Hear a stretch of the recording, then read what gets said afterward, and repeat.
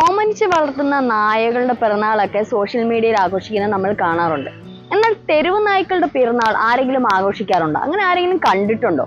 എങ്കിൽ കേട്ടോളൂ, ഒരു നാട്ടിലെ ഒരു പ്രദേശത്തെ ആളുകൾ മുഴുവൻ ഒരു തെരുവ് നായയുടെ പിറന്നാൾ ആഘോഷിച്ചിരിക്കുകയാണ്. ആ നാട് മുഴുവനും ആഘോഷത്തിലാണ്. സംഗതി ഇങ്ങനെയൊക്കെയാണ്.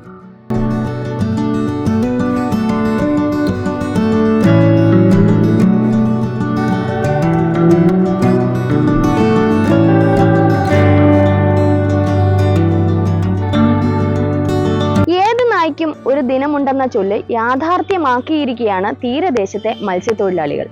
തെരുവ് നായയുടെ പിറന്നാൾ ആഘോഷിച്ചിരിക്കുകയാണ് കൊല്ലം ഇരവിപുരം കെട്ടിടമൂട് പ്രദേശത്തെ മത്സ്യത്തൊഴിലാളികൾ.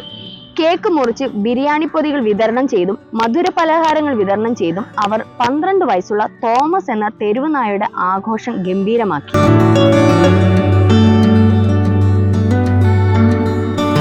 ഒരു മാസം പ്രായമുള്ളപ്പോൾ തീരദേശത്തെ പാറക്കെട്ടുകളിൽ നിന്നും കിട്ടിയതാണ് ഈ 12-കാരനായ തോമസിനെ.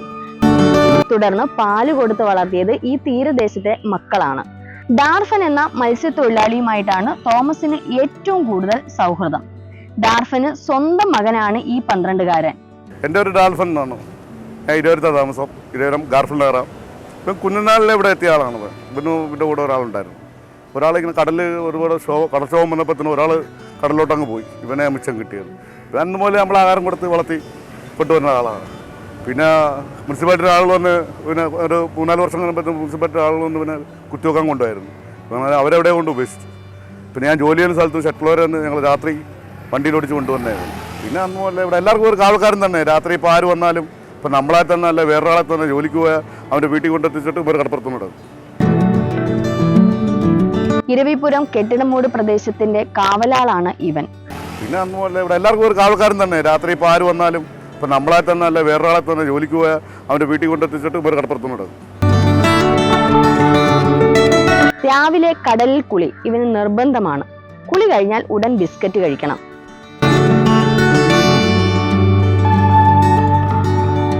അത് കഴിഞ്ഞ് വിശ്രമം. ഉച്ചയൂണ് തീരദേശത്തെ ഓരോ വീടുകളിൽ നിന്നും ദിവസവും നൽകും. എല്ലാവരും ആഹാരം കൊടുക്കുന്നു. ഞാൻ മാത്രമല്ല, ഇവിടെ ഈ പ്രദേശവാസികളെല്ലാം വലിയ കാര്യമാണ്. തോമസ് എന്ന് പറഞ്ഞില്ല, എല്ലാവരും കൊടുക്കും ആഹാരം. ഒരു നേരത്തെ ആഹാരം ആരെങ്കിലും വിശന്ന് തന്നെ അവൻ ആഹാരം കൊടുക്കും. എല്ലാ വീട്ടിലും കയറും, എല്ലാ വീട്ടിലും കമ്പോട്ടിയും പോകും. ഒരു ശല്യം എല്ലാവർക്കും. രാത്രി ഭക്ഷണം ഡാർഫൻ വക. ചിലപ്പോൾ ഫുൾ ചിക്കൻ ഫ്രൈ, കുഴിമന്തി, ബീഫും പൊറോട്ടയും. ഇങ്ങനെയാണ് മെനു. തോമസിനെ കൂടാതെ 4 നായ്ക്കൾ കൂടി ഈ തീരദേശ മക്കൾ സംരക്ഷിച്ചു വളർത്തുന്നുണ്ട്. ബേബി, വരുത്തൻ, വാലാട്ടി ബ്രൂണോ എന്നിവരാണ് മറ്റു നായ്ക്കൾ. 5 പേരുണ്ട് എനിക്ക് മൊത്തം കൂടെ. 5 മക്കളെ ഈ മക്കൾ കിടക്കുന്നത്. ആണും പെണ്ണായിട്ട് 5 എണ്ണം കിടപ്പുണ്ട്. ഡാർഫന്റെ വലിയ ആഗ്രഹമാണ് ഇവർക്ക് പാർക്കാൻ ഒരു കെട്ടിടവും അവരെ സംരക്ഷിക്കാൻ ഡോക്ടറും ജീവനക്കാരും. ഇതൊക്കെയാണ് ഡാർഫന്റെ ആഗ്രഹങ്ങൾ. അതിനായി ലോട്ടറികൾ എടുക്കാറുണ്ടെന്ന് ഡാർഫൻ പറയുന്നു. ഞാൻ എൻ്റെ ജീവിതത്തിലെ ഏറ്റവും വലിയ ആഗ്രഹം ഒരു ലോട്ടറി അടിച്ച് കഴിഞ്ഞാൽ ഒരു 10-50 സെന്റ് സ്ഥലം എവിടെയെങ്കിലും എടുത്തിട്ട് എനിക്കൊന്നും വേണ്ട, ഇവന്മാരെ പോലെ ഒരു 50 എണ്ണത്തെ നിർത്തി, ഡോക്ടറെ ഒരു നേഴ്സിനെയൊക്കെ നിർത്തി, അങ്ങനെയൊക്കെ ജീവിതത്തിലെ ഒരു ആഗ്രഹം. ഒരു അടിച്ചു കഴിഞ്ഞാൽ തീർച്ചയായിട്ടും അങ്ങനെ നീ. ഇപ്പോൾ തോമസിന് 12 വയസ്സായി. തീരത്തെ കാവൽക്കാരൻ കൂടിയായ ഇവന്റെ പിറന്നാൾ ആഘോഷിക്കാൻ ഒരു കൂട്ടം തീരദേശത്തെ മത്സ്യത്തൊഴിലാളികൾ തീരുമാനിക്കുകയായിരുന്നു. അങ്ങനെയാണ് അവന്റെ പിറന്നാൾ ആഘോഷം കൊണ്ടാടിയത്. പിറന്നാൾ ആഘോഷം അറിയിച്ചുകൊണ്ടുള്ള ഫ്ലെക്സുകൾ തീരദേശത്ത് പ്രത്യക്ഷപ്പെട്ടു. ഡേറ്റും സമയവും അറിയിച്ച് കൗൺസിലറെയും വിളിച്ചു ഉദ്ഘാടനം ചെയ്യാൻ. അങ്ങനെ തീരദേശത്തെ സായാഹ്നം തെരുവ് നായയുടെ പിറന്നാൾ ആഘോഷത്തിൽ മുഴുകി. ഞാൻ വളരെ യാദൃശ്യമായിട്ടാണ് ഇവിടെ എത്തിപ്പെട്ടത്. കാരണം എന്നെ ഒരു 5 മിനിറ്റ് മുമ്പ് ഡാൽഫിൻ വിളിച്ചിട്ട് പറഞ്ഞു കഴിഞ്ഞാൽ എൻ്റെ മോൻ്റെ ബർത്ത്ഡേ ആണ്, 12 വയസ്സ് ആഘോഷിക്കുകയാണ്, ഇന്നിവിടം വരെ വരണമെന്ന് പറഞ്ഞു. അപ്പോൾ ഞാൻ പറഞ്ഞു ശരി, ഞാൻ നോക്കാം, സ്ഥലത്തിരിക്കുകയാണ്, എങ്കിലും ഞാൻ വന്നേക്കാന്ന് പറഞ്ഞിട്ട് ഞാനറിയുന്നില്ല. ഞാനിപ്പോൾ ഓടി ഇവിടെ എത്തിയപ്പോൾ കാണുന്നത് ഈ തോമസ് എന്ന് പറഞ്ഞ പട്ടിയുടെ 12 വയസ്സിൽ ബർത്ത്ഡേ ആഘോഷിക്കാനുള്ള ഒരു തയ്യാറെടുപ്പിലാണ് ഇവരെല്ലാവരും. കൗൺസിലർ കേക്ക് മുറിച്ച് പിറന്നാൾ ആഘോഷം ഉദ്ഘാടനം ചെയ്തു. പിന്നീട് തീരത്ത് ഒത്തുകൂടിയവർക്ക് കേക്കുകൾ വിതരണം ചെയ്തു.